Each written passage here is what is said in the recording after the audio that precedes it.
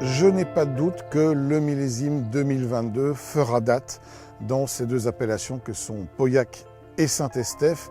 Saint-Estèphe est probablement le grand gagnant du millésime, l'appellation la plus homogène. Alors même s'il y a eu quelques difficultés liées à un petit épisode de gel ou à un épisode de grêle, mais globalement, on sait que les grands terroirs d'argile de Saint-Estèphe aiment ces millésimes chauds et secs parce qu'ils ont la capacité d'emmagasiner de l'eau, ce qui a été fait au mois de juin, et de la relarguer plus tard dans l'été lorsque les épisodes de sécheresse arrivent. Les vins sont donc admirables de définition, d'équilibre, sans aucun effet de chaleur ou sans aucun effet cuit qu'on peut retrouver dans les fruits. Beaucoup de brillance. Alors au sommet, on retrouve un Morose par exemple, absolument flamboyant et d'une définition pratiquement parfaite. Son petit frère Tronquoy-Lalande est également de très belle facture.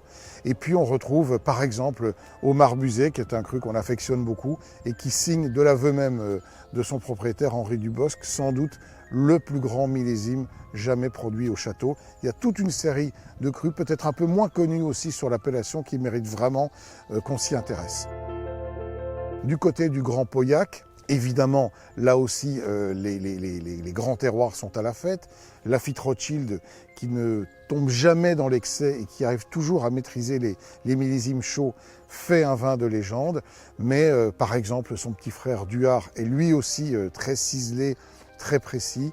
On peut se réjouir de toute une série de crus, parfois beaucoup plus abordables.